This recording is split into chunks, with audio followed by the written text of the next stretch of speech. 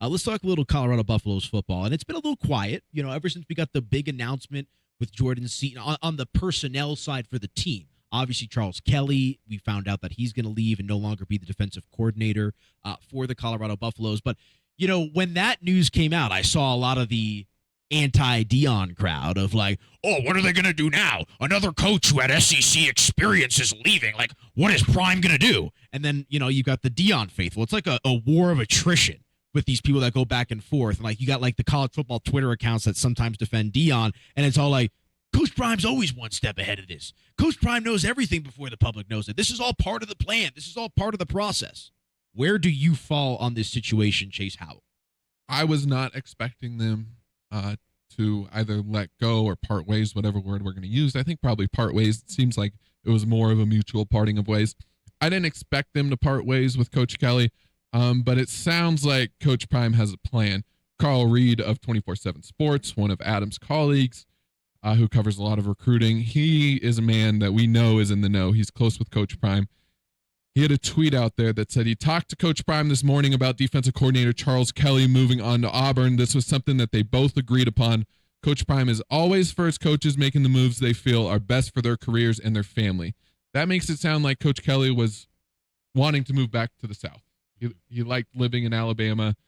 He's a Southern guy. So that makes it sound like he kind of wanted to go to the South, and Coach Prime had a plan to go differently, because what Carl Reed went on to say, but the defensive coordinator that is coming in, AP, buckle up. I can't give you the name just yet because of our relationship and the trust factor that we have, but the commitment to providing an NFL atmosphere is evident with this move. They coming. I know the saying is the grass isn't always greener on the other side, but it seems like whenever Deion gets dealt a blow or a body punch or a jab, he's always got something in his back pocket. He's always got a feather in his cap to, I don't want to say one up, but look, Charles Kelly, respected guy, featured a lot, big voice within that team. Like, losing him, like, you never want to lose these guys, especially when, continuity hasn't always been present in the year and a half or so that Coach Prime's been running the show. But again, we've said it on this show. I've talked to you personally, Danny, as well. All you got to do, when Skip Bayless is willing to put blind trust into somebody succeeding, that tells you a lot about how somebody is in these situations. Trust Deion Sanders. Whoever he brings in, I believe that tweet will be a big-time name. So if we say an NFL, I don't think we know who it is. We don't have the connections that Carl Reed does. What would you speculate? Who would be some guys? I'm trying to think of who he has a connection with. The common name that we've heard is Mike Zimmer. There was a lot of talk last year that he might come on as an analyst and help Coach Prime. His son is on the offensive staff with the Buffs. He hasn't been in coaching for a couple of years. I think he wanted to take sort of a retirement. He wanted to take a step away. But he's one of the best defensive minds in football. He had that Vikings defense as one of the best defenses in the NFL. It's clear from Carl Reed that they're going to go after a guy that has NFL experience. You mentioned NFL. That's what Coach Prime is doing with keeping Pat Shurmur around. Right. So that one would make some sense. I've also heard Lovie Smith thrown around a little bit. He's been out of coaching for a couple of years. Respected coach, and also has a good amount of experience at the college level. Coach was the head coach at University of Illinois before he went to Houston as the defensive coordinator, then the head coach. So obviously a lot of experience. That one could make some sense too. Yeah, I mean, either one of those names, whether it's Zimmer, Smith, or somebody else, maybe, obviously, I know he's not a coach right now, but Warren Sapp's name in regards to just being around the program, like, you're going to get guys that have been there, done that, and climbed the mountaintop time and time again. And look, I know Lovie Smith and Mike Zimmer, maybe their head coaching catalog isn't as impressive as people might think, but these are accents to the bigger picture, right? Like, this is you're painting your masterpiece, and you need that specific shade of paint. And you're going and you're going to fine-tune your team, fine-tune your picture with some of these guys. So whether it's Zimmer, Smith, or an unknown candidate, whoever Coach Prime will bring in to help fill out this defensive staff is going to be a big-time name and someone that's going to make an impact. And I think one of the things we see a lot when it comes to these coordinators and Coach Prime elevating Pat Shurmur to offensive coordinator, maybe going after an NFL guy to be his defensive coordinator, people start to worry about recruiting. People need to chill out with that, because coordinators, they don't recruit that much. That's a position coach thing to do. And the recruiting poll, and I'm sure Adam Munster Tiger will talk about this when it's 12:30.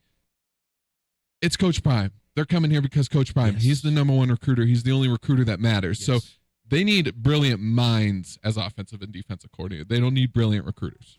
Coach Prime is like LeBron when he went to the Heat, right? Like everybody just wanted to go to Miami.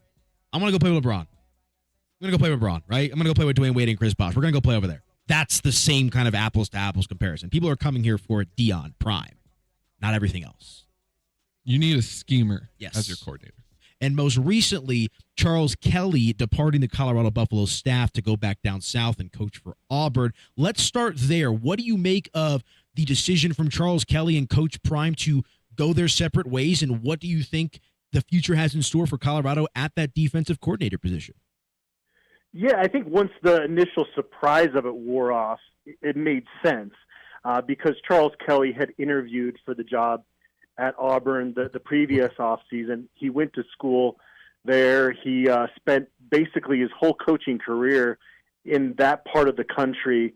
And, the surprise element was because Coach Prime seemed to respect him so much, and because we did see signs of progress out of that group late in the season. As bad as they were statistically, and they were bad statistically in most categories outside of takeaways created and as well as red zone defense, they were pretty good. But they ranked 121st in the country out of 130 FBS programs in scoring defense, 127th in yards per game given up. So that part of it, made you feel like, okay, they could actually maybe upgrade here. But you did have the trust factor with Coach Prime and him. He was a good recruiter, but the problem is, you're only signing six high school players.